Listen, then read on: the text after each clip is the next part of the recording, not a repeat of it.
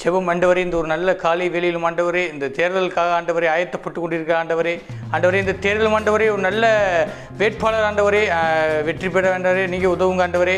அவர் ஆண்டவரே மக்களுக்கு ஆண்டவரே பரிந்து பேசக்கூடிய, மக்களுக்கு சாதகமாக இருக்கக்கூடிய, மக்களுடைய நலனை பார்க்கக்கூடிய ஒருவர் ஆண்டவரே. இந்த இடத்தில் ஆண்டவரே அவர் வெற்றியடைய நீங்கள் உதவுங்க ஆண்டவரே.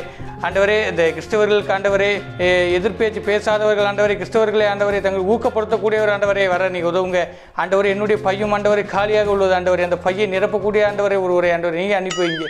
நீங்களே கூட இருந்து வழிநடத்துக்க ஸ்தோத்திரம் ஐயா, ஸ்தோத்திரம் ஆண்டவரே.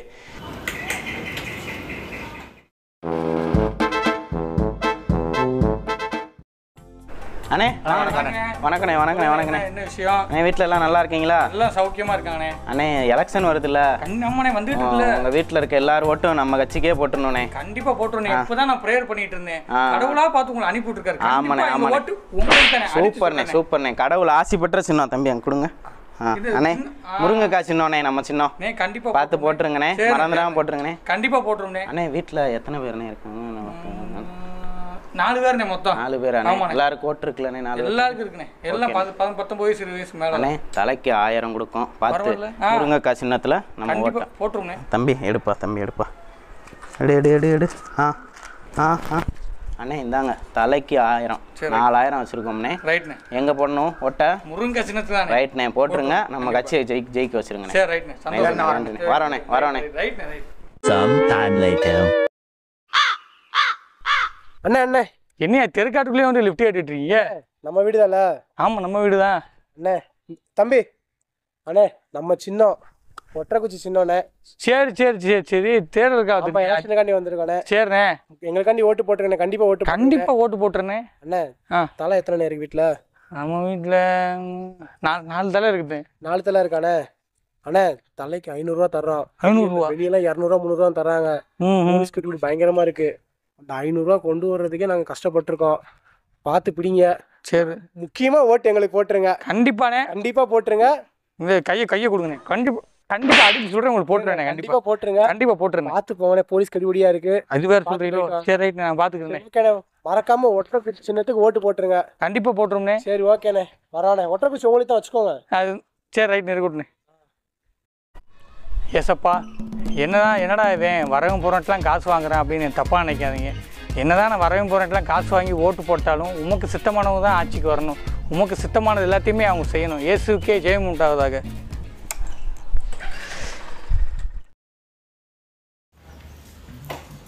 எஸ்ப்பா, ஏப்ரல் மாதம் வந்துச்சு, கையில் சுத்தமாக காசே இல்லை.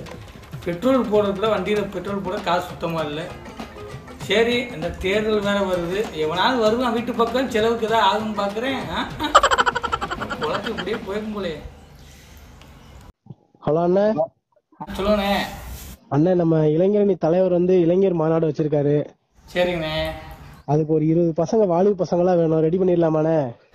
பண்ணிடலாண்ணே, நல்லா சிறப்பாக பண்ணிடலாம். இன்னைக்கு சாயந்தரம் 5 மணிக்கு எல்லாத்தையும் ரெடி பண்ணிடுறீங்களா? பண்ணிடுவோண்ணே. 7 மணிக்கு முடிச்சிடலாம். சரிண்ணே. சரி, ஒரு 20 பையன் ரெடி பண்ணிருங்க 5 மணிக்கு. சரி ரைட்ண்ணே. தலைக்கு எவ்வளவு? தலைக்கு 500 ரூபா கொடுத்துருவோம். 500? ஆமா. சரி ரைட்ண்ணே. 5 மணிக்கு. ஆமா, இங்க இளைஞர்களா வேணும். ஷார்ப்பா 5 மணிக்கு வந்துருங்க. இளைஞரணி தலைவர் வந்துருவாரு. இளைஞர்கள் தானே எல்லாம் 20 25 வயசு பையனா அரைக்கிறோம், ஒன்றும் பிரச்சனை இல்லைண்ணே. சரி சூப்பர், சிறப்பா உங்களை நம்பி கொடுக்குறோம். முடிச்சு கொடுத்துருங்க வேலையை. சூப்பரா செஞ்சிருவோம்ண்ணே. சரிண்ணே. எப்பாடா, இப்போதான் கடவுள்கிட்ட கேட்டேன், ஒரு நல்ல விஷயமா அமைஞ்சிருச்சு. 20 பேர், ஒரு ஆளுக்கு 500 ரூபா, 300 ரூபாய் கொடுத்து 200 ரூபாய் எடுத்தாலும் 4000 ரூபா மிச்சம். ரைட்டு, அதுக்கான ஏற்பாடு பார்ப்போம். என்ன மணி 4:45 ஆச்சுன்னு ஒருத்தரையும் ஆளக்கானும். 5 மணிக்கு கூட்டம் இருக்குன்னு சொல்லியிருக்கேன். என்னன்னு தெரியல, ஒரு ஃபோன் அடிச்சு கேட்டுருவோம். ஹலோ, தம்பி என்னையா 5 மணிக்கு கூட்டம் இருக்குது, வேகமாக வாங்கண்ணே. மணி 4:45 ஆச்சு, எங்கேயா இருக்கீங்க? பக்கத்தில் வந்துட்டீங்களா? சரி டக்குன்னு வாங்கியா, போகணுமையா? சரி ரைட்டு. ரைட்டு. என்னண்ணே வந்தாச்சுண்ணே? வந்தாச்சா? என்னடா 20 பேர் கேட்டால் 4 பேர் தான் வந்திருக்கீங்க. அண்ணா இன்னும் 20 பேர் குட்டியானில் வந்துட்டு இருக்காங்க. டேட்டா ஸ்பாட்டுக்கு வந்துடுவாங்க. நம்ம போகலாம். வந்துகிட்டு இருக்காங்களா? 20 பேர் வராங்க குட்டியானில். சரி ரைட்டு, போ. டக்குன்னு போ, நேரமா சாப்போம்.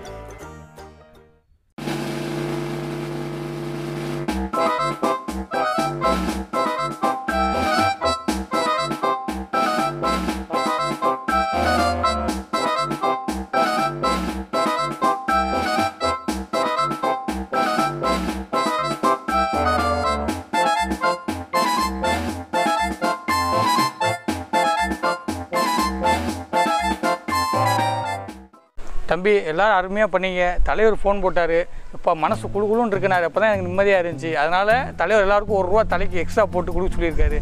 அதனால் 301 ரூபா எல்லாருக்கும் ஜிபே பண்ணிடுறேன். சரியா? சரி ஓகேண்ணே, சூப்பர்ண்ணே. ரைட்டியா? அண்ணா அடுத்ததான் மீட்டிங் இருந்தால் கூப்பிடுங்க, பையங்களாம் ஆள் நிறைய பேர் இருக்காங்க.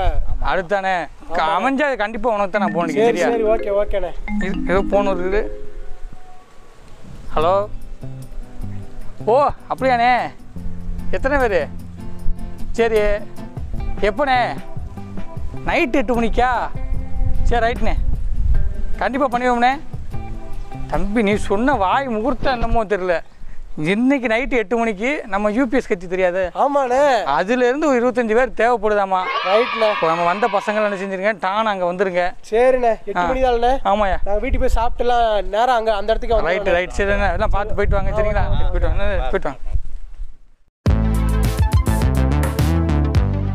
எலெக்ஷன் அப்படின்னா நம்மளுக்கு ஞாபகம் வர முதல் விஷயம் பணம்.